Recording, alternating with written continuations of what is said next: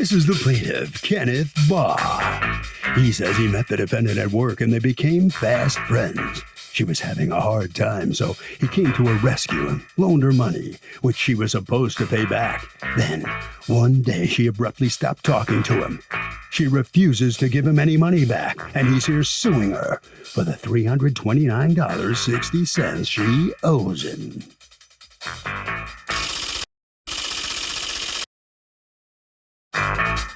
This is the defendant, Marlene.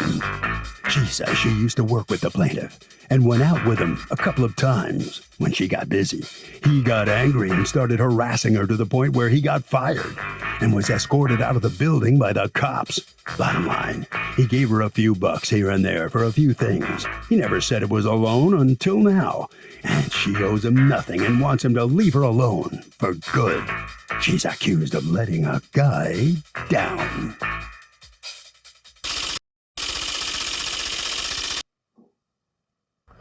All parties, please raise your right hands. People's Court is now in session. The Honorable Judge Marilyn Milian is now presiding. Litigants have been sworn, Your Honor. Thank you, Douglas. All right, Mr. Baugh, you are suing Ms. Marlene for $329.60. You say she owes you and won't pay you. Tell me what happened here. All right, Judge. So we're colleagues at work, and she was moving, so she needed assistance. She was a colleague of yours at work, and she was moving and she needed help, okay? Yes. She called and told me that her sister and her friends, or those she thought were going to help her, cannot help her. So am I available to help her out? Okay. And I said, yeah, that's fine. So we agreed that she was going to reserve a U-Haul, which she did, and she texted me that she had reserved and paid for the U-Haul. But the only thing is, they close the U-Haul store before she gets off at work. The U-Haul closes at 7 o'clock, and she gets off at 9 o'clock. So how are we going to do that? And I said, well, if you've reserved it and paid for it, then I guess I could pick it up for you. Yeah, but that's not how it works, because when you get there, U-Haul wants the contract in the name of the person who... Yep. And she probably didn't pay for it. Did you pay for it, Ms. Marlene? No, ma'am, and that was relayed to the plaintiff. So what's the deal? Were you supposed to pay for it, or is he supposed to pay for your move? He's not supposed to pay for my move. Okay, so you're supposed to pay him for the U-Haul, right? Reimbursed. No, ma'am. I was not to pay him.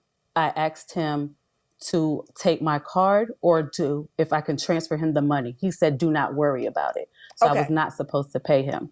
Right, but when you send him to go pick up your U-Haul, it's your expense. So what you're saying to me is he gave you a gift of the U-Haul, like, oh, don't worry about it, I'll take care of it. That's what you're saying. Correct. Is that before or after he picks it up? That was before, because I explained to him that the person who picks it up, it has to be in their name. That card has to be in here's the my question. Is any of that in the text between you guys? No, that was verbally relayed. Okay. So, Mr. Baugh, I understand what you're suing for the U-Haul. What's the gas you're suing for? I went to pick up the U-Haul from the store. So the gas in your personal car? Yeah. All right. And you're also suing for labor, but were you doing this as a favor and a friend? And then I know things went very poorly between you, but were you doing this as a favor and as a friend? And now, because things have gone poorly, you want to be paid $30 an hour? But she never agreed to pay you $30 an hour, right? There was never a contract to pay you $30 an hour. No, it wasn't agreed, but she agreed she would pay for my gas, and she never did. Okay. So now let's talk about the Airbnb. What's the Airbnb? This was earlier before she even moved. That she was going to go to Miami for the carnival, and that she didn't have funds at the time, but she really wanted to go. And that she wanted me to loan her the money. And then once, because she had just got on the phones or started working officially, and that once she gets some enrollment and gets some money, she'll pay me the money back. So I sent a couple of selections to her, and she opted for the one she wanted. And then I verified with her and then paid for it and sent her the confirmation, which she never paid me the money as well. Okay, but wait, is this a trip the two of you were going to do together? No, initially it was just her and her friend. And then? So when I started asking her for the monies for the U-Haul and the hotel, she told me she didn't want to talk to me again. I'm like, wait, at what's any going point in on? time, were you invited to go on the trip to Miami? Later on, yes. After she told you she didn't want to talk to you anymore? Yes. So when I After she started told you, I don't asking want for to the talk to you money- anymore. Yes. That doesn't make any sense. When I started asking her for the money, When did she invite you on the trip? it was after I had helped her move. Okay. But before that, And I were had you already going known on? that- I want you to listen to my questions. When she invites you to go on the trip, do you say, yes, I want to go on the trip? Yeah, I say yes. Okay. And then when do you buy the Airbnb or the reservations? It was on September 10th. Okay. And it was for an October 9th trip to Miami, right? Yes. Okay. Yes. Okay. So when you say you sent it to her, you mean you said hotel choice from these three: Holiday Inn Miami, West Yes, ma'am. Airport. Okay. Yes. All right. So, So she opted for one out of the three. okay. Which did she opt for, by the way? The one with the hat. This one right there. The one with the heart. Okay. Now, was there ever any discussion about the cancellation policy on the Airbnb?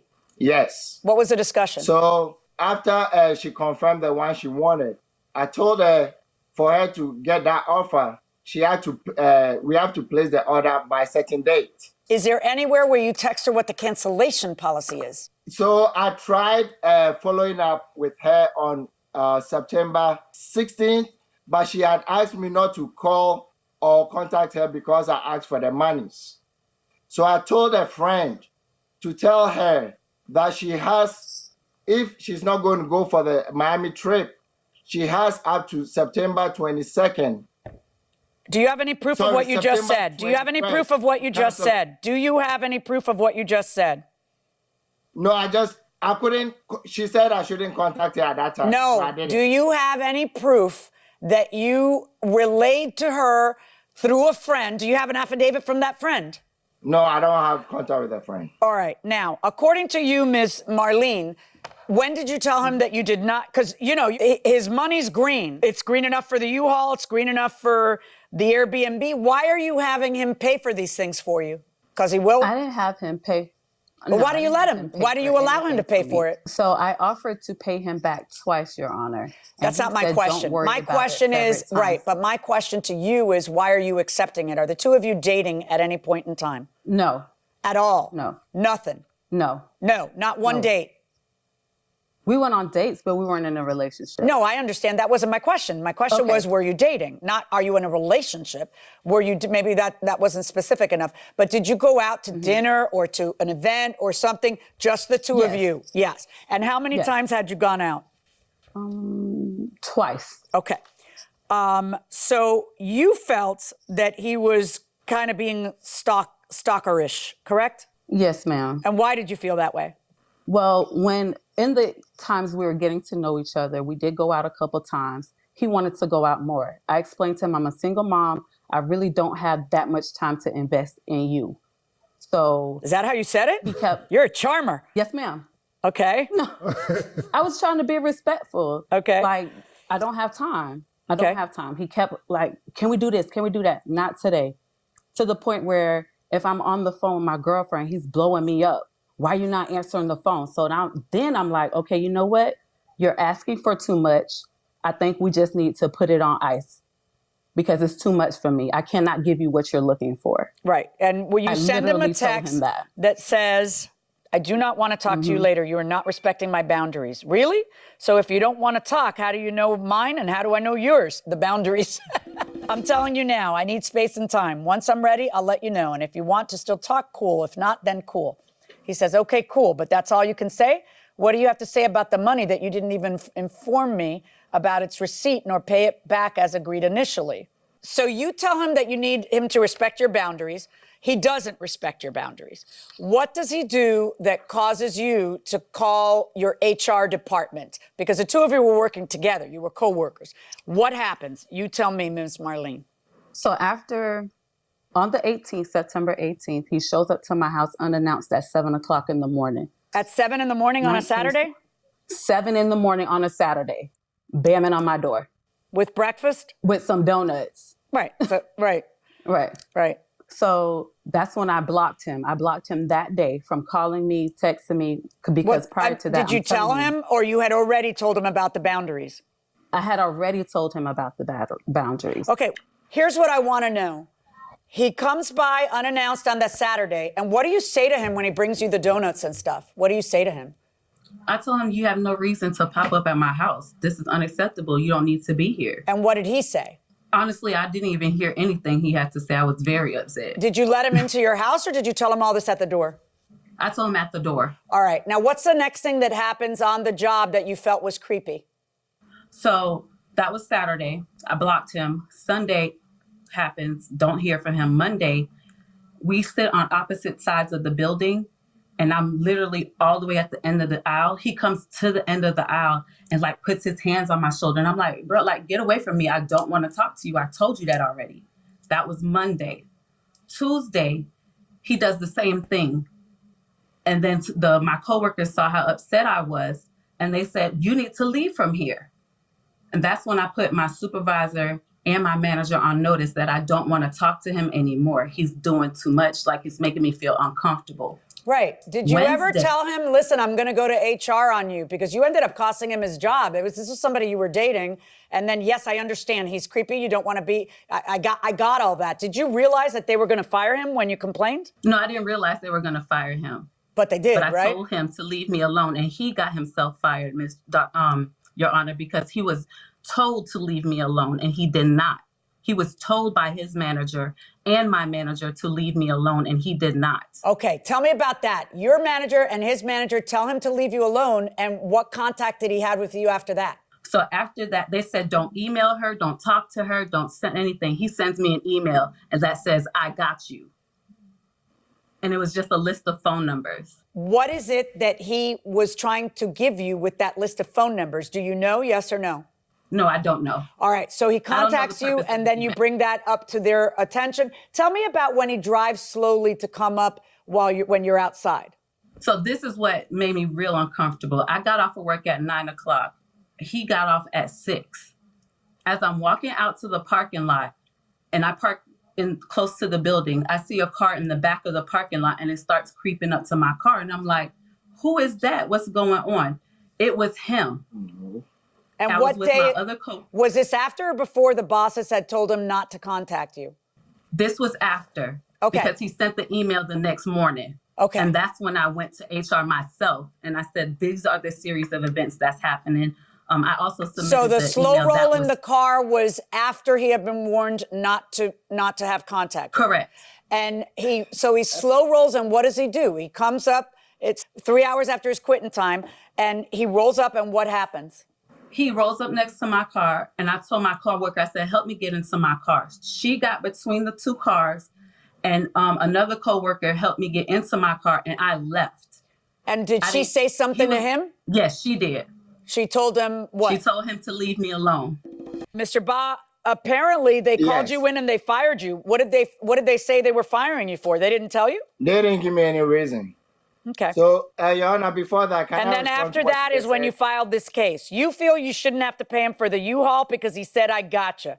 You feel, but Sorry? you were supposed to pay him for the U-Haul. You just feel you shouldn't have to because he said, I gotcha. Don't worry about it. You feel that you don't have to pay him for the Airbnb because did you end up finding the text where you said with the move and everything, I don't think I can go? Do you remember when you said that? Yes, that was done on September 9th. Yes, ma'am. September 9th.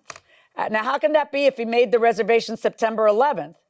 Exactly. So I told him on September 9th that I was not in a financial situation to go on this trip that he invited me to. And then he said, don't worry about it. I got you. And then he made the reservations on his own on the 11th. From the very beginning, he knew I was not financially able to do it. Okay. Do you have any proof, Mr. Ba, that she was supposed to pay you for the Airbnb? Because I see you saying I got you a bunch of times. When she says, she says, I can't go, I can't financially go, your answer is I got you. Is there any other proof of what the agreement was between you folks, or any proof that you ever told her about a cancellation policy? Yes or no? Proof, by proof, I mean texts or emails, or you forwarding something that would let her know what a cancellation policy was, because I don't see it in the text, okay? And based on that, here is how I'm going to rule. $57.53 of the U-Haul, you were supposed to pay him until he says, don't worry, I got you, because he's sweet on you. He's changed his mind. He doesn't want to got you. And that's your expense, so I'm going to order you to pay that. The gas to and from, that would never have been something that you would have agreed to do. The labor, that would never have been something that you would have agreed to do. And the Airbnb, I do not find any evidence of him telling you a cancellation policy, so I don't find that you owe that. But I do find that you owe the U-Haul amount. That's $57.53. Verdict for the plaintiff, because he can change his mind on whether he got you. And if you get him fired, he's not happy, so he no longer wants to get you. That's your expense. You pay it. That's my verdict. So the plaintiff only gets $57 of the $329 he was seeking here in court. Marlene, you got to give him $57. That's for the U-Haul. Are you okay with that? I guess, but I don't like being blamed for him getting him fired. He's an adult and he was told to leave me alone.